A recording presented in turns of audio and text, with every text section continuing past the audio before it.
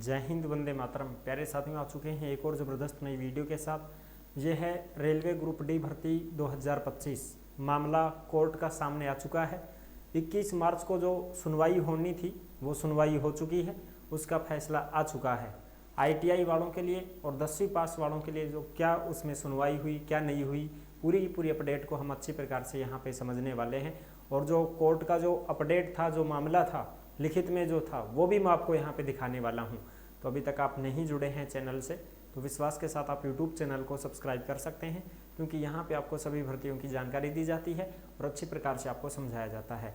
नमस्कार दोस्तों, मैं राजेश गुजर स्वागत करता हूँ आप सभी का एक और नई वीडियो में। आओ जी, फटाफट से हम इसको देखेंगे और अच्छी प्रकार से समझेंगे पूरी जानकारी को। ये है रेलवे ग्रुप डी भर्ती 2025। कोर्ट फैसला सुनवाई 21 मार्च वाली आ चुकी है।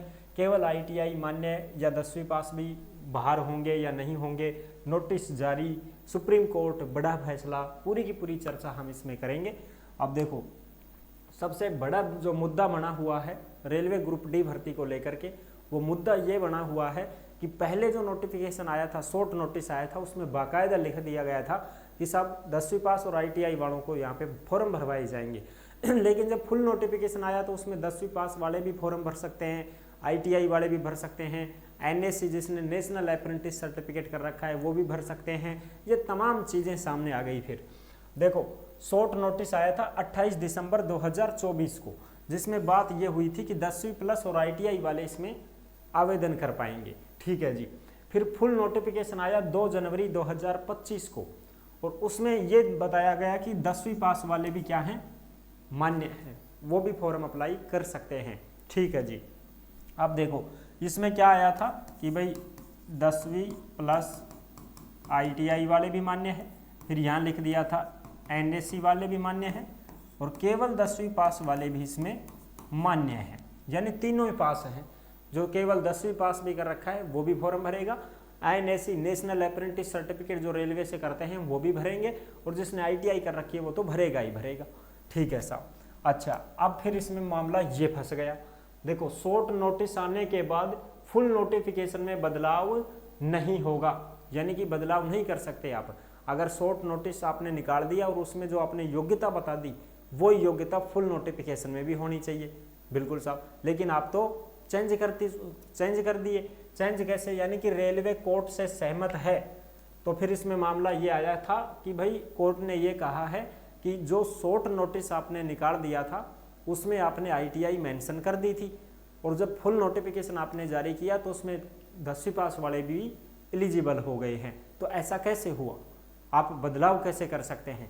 जो शॉर्ट नोटिस आपने निकाला था वही मान्य होगा, उसी की योग्यता मान्य होगी, और वो योग्यता मानी जाएगी जो आपने शॉर्ट नोटिफिकेशन पहले निकाल दिया था उसी को मान्य किया जाए। फिर आपने बदलाव क्यों किया? तो इसके ऊपर अभी मामला उलझा पड़ा है, ऐसे मान सकते हो आप। अभी इनका जो सुलझेड़ा है वो नहीं हुआ है साहब। ठीक है जी। अब उसमें बात यह है कि अगर रेलवे कोर्ट से सहमत हो जाता है, कोर्ट ने तो बोल दिया कि आपने शॉर्ट नोटिस में जो मान्यता दी है कि भाई 10वीं प्लस ITI है तो वही होनी चाहिए, फिर आप बदल कैसे गए? तो अगर ये बात कोर्ट मान लेता है, कोर्ट की बात रेलवे मान लेता है कि हाँ साहब ये बात तो सही है, हमने चेंज कर दिया तो ये गलती हुई, तो फिर ITI वालों को मान्यता मिलेगी। ठीक है जी। अगर सहमत नहीं हुआ रेलवे बोलता है कि नहीं सर हम तो नहीं मानेंगे, ITI वाले को देंगे ही देंगे, 10वीं वालों को भी देंगे, हम तो वरीयता देंगे, तो फिर ये भर्ती रद्द भी हो सकती है कि नहीं हो सकती है? बिल्कुल साहब। अब बात ये आई कि अब बीच में मामला क्या सुलझ सकता है कि टेक्निकल जो ट्रेड हैं उनमें तो ITI वालों को मान्यता दी जाए, और जो नॉन टेक्निकल हैं उनमें केवल 10वीं पास वालों को मान्यता दी जाए। तब ये बात यहाँ पे रुक सकती है और ये भर्ती आगे बढ़ सकती है। अगर सहमत नहीं होता है रेलवे कोर्ट से कि नहीं सर मैं तो 10वीं पास वालों को भी फॉर्म भरवा दिए हमने, तो हम तो परीक्षा उनसे करवाएंगे, तो फिर ये भर्ती रद्द भी हो सकती है। कोर्ट फिर अटका देगा मामला। कोर्ट कहेगा कि शॉर्ट नोटिफिकेशन में आपने ये चीज़ें मेंशन कर दी, उसके बावजूद आप फिर कैसे गए, बदल कैसे गए, तो फिर ये भर्ती रद्द भी हो सकती है। ठीक है जी। अब देखो, कुछ कोर्ट के कुछ कागज पत्र मैं आपको दिखा देता हूँ। ये कुछ अपडेट हैं जो कोर्ट के द्वारा जारी की गई है। ये अपडेट यहाँ पे आप देख सकते हैं, जो आपको दिखाई दे रही होगी। ये देखो साहब, ये है तुम्हारी honourable mister justice C Hari Shankar, honourable mister justice Ajay Digpaul, ये है ऑर्डर है, ये 6 मार्च 2025 का। और ये आपको कहाँ पे मिलेगा, ये सारी की सारी नोटिफिकेशन, ये सारी खबरें आपको टेलीग्राम के ऊपर देखने को मिलेंगी। जिस नाम से यूट्यूब चैनल है उसी नाम से टेलीग्राम चैनल है, उसी नाम से इंस्टाग्राम चैनल है, उसी नाम से फेसबुक आईडी है। सभी साथी फॉलो कर सकते हैं, जुड़ सकते हैं। टेलीग्राम के ऊपर आप जुड़ जाओगे तो टेलीग्राम के ऊपर भर्तियों से संबंधित जो भी अपडेट आती है, जो भी नोटिस आती हैं, जो ऑफलाइन फार्म आते हैं, वो सब टेलीग्राम के ऊपर डाले जाते हैं। तो आप टेलीग्राम से जुड़ सकते हैं, टेलीग्राम को ज्वाइन कर लो। ये देखो भाई, ये 28 दिसंबर को जो अपडेट आई थी, उसके बाद में फिर 2 जनवरी को आई।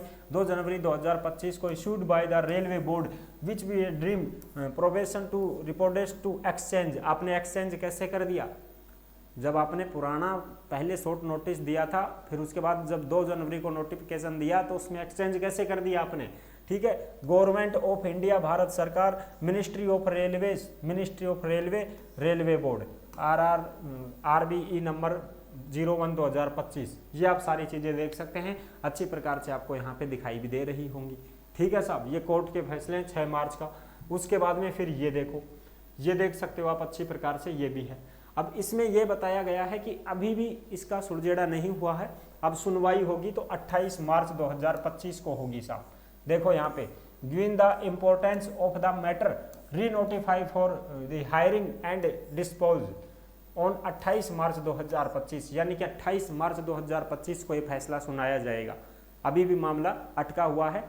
अब रेलवे जो है वो कुछ संशोधन अगर कर देता है, कोर्ट के सामने पेश होना पड़ता है ना, तो उसमें क्या बातें हुई क्या नहीं हुई वो मामला अब सुलझेगा। 28 मार्च 2025 को फैसला आएगा और 28 मार्च 2025 को ही पता चल पाएगा कि क्या फैसला लेते हैं, क्या फैसला नहीं लेते हैं साहब, ठीक है जी। ये चीजें सामने आ रही है, तो 28 मार्च तक अपने को इंतजार करना पड़ेगा, ठीक है साहब। बिल्कुल, ये सारी चीजें आप यहाँ पे देख सकते हैं जो आपको अच्छी प्रकार से दिखाई दे रही होंगी।